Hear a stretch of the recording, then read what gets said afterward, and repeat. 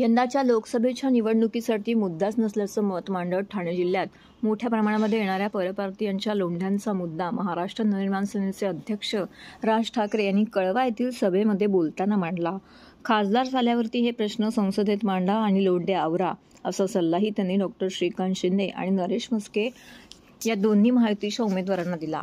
ठाणे लोकसभा मतदारसंघातील शिंदेंच्या शिवसेनेचे उमेदवार नरेश म्हस्के आणि कल्याण लोकसभा मतदारसंघातील शिंदेंच्या शिवसेनेचे उमेदवार डॉक्टर श्रीकांत शिंदे यांच्या प्रचारासाठी मनसे अध्यक्ष राज ठाकरे यांनी कळवा येथे जाहीर सभा घेतली। आतापर्यंत आणीबाणी, वोफर्स, कांदा, बाबरी मस्जिद, विदेशी महिला, शायनिंग इंडिया अशा मुद्द्यांवरती लोकसभेच्या निवडणुका झाल्या। 2014 आणि 2019 मध्ये मोदी आणि पुलवामा मुद्द्यावरती निवडणुका पार पडल्या। यंदा निवडणुकीत मुद्दाच नसल्याने आई बहिणींचा उद्धार केला जात असल्याचं मत राज ठाकरे यांनी व्यक्त केले।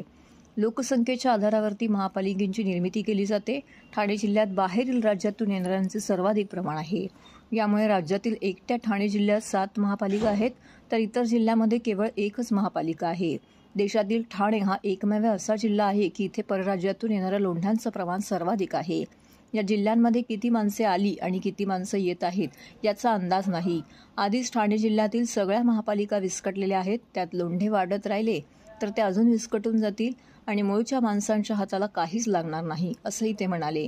जिल्ह्यामध्ये लोंढा येण्याचं प्रमाण वाढतच राहिले तर कितीही निधी आणून काम केलं तरी ते पुरेसे पडणार नाही।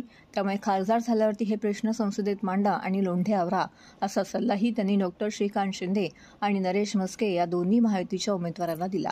त्याच्यानंतर नारायणराव राणे यांच्याबरोबर आमदार घेऊन काँग्रेसने त्यावेळेला पुन्हा बाळासाहेबांची शिवसेना फोडली। मला आजचं नेतृत्व तेव्हा कुठे टाहो फोडताना दिसलं नव्हतं। मला आज कोण कोणावरती बोलतंय आणि कोण कोणावरती आरोप करते वगैरे वगैरे सगळं सोडून द्या। पण अरे तुम्ही म्हणता ना माझे वडील चोरले, ज्या वडिलांबद्दल जर एवढं प्रेम आहे, मी एकच क्लिप तुम्हाला दाखवायला आणली आहे, एकच। मी खरं तर एकदाच बोललो होतो मागच्या त्या सभांमध्ये, लावतो व्हिडिओ, ते आपल्या सगळ्यांनी लावतो व्हिडिओ आपलं ते सगळं सुरूच केलं। पण आता सांगतोय लावतो व्हिडिओ, हे नीट ऐका।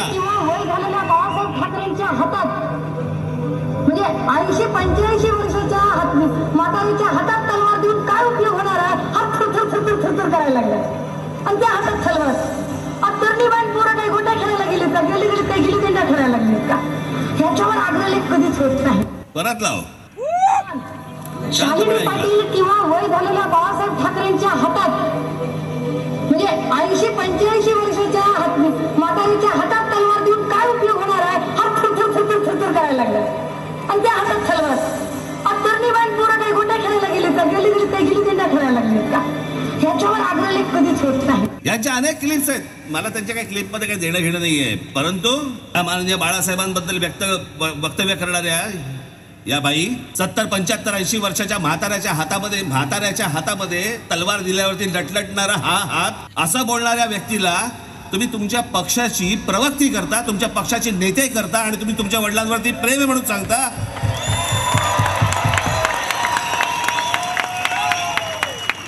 ज्या छगन भुजबळांनी माननीय बाळासाहेबांना अटक करण्याचा प्रयत्न केला होता, त्या छगन भुजबळांबरोबर तुम्ही बाहेर पडल्यावरती, भाजपनं फारकत घेतल्यावरती एका मंत्रिमंडळामध्ये तुम्ही मांडी लावून बसता, तेव्हा वाटत नाही की माझ्या वडिलांना अटक करायला लावणारा हा माणूस ह्याच्यावर मी बसणार नाही? वाटलं नाही तेव्हा? कसलं फोडाफोडीचं राजकारण सांगताय तुम्ही? ही सगळी माणसं जी काय आज आहेत, एक गोष्ट तुम्हाला सांगतो, मी ज्या वेळेला पक्षातनं बाहेर पडलो, माननीय बाळासाहेबांना सांगून बाहेर पडलो। मी भेटायला गेलो, त्यांनी मला असं मला अजूनही आठवतं, त्यांनी माझे असे हात केले, मी त्याच्या जवळ गेलो, आम्ही दोघांनी मिठी मारली एकमेकांना। मी म्हटलं येतो, मी काय करणार आहेस? म्हटलं मला माहित नाही। एक निश्चित मनात होता, या बाळासाहेब ठाकरे सोडून कोणाच्याही हाताखाली काम करणार नाही। पक्षाचे किती चढ उतार आले, मार्ग काढीन त्यातनं। यांनी काय पाहिलंय? मला असं वाटतं कुठेतरी मध्यंतरी ते सगळं सुरू होतं की ह्यांना सगळ्यांना सिंपती मिळाली। कसली सिंपती?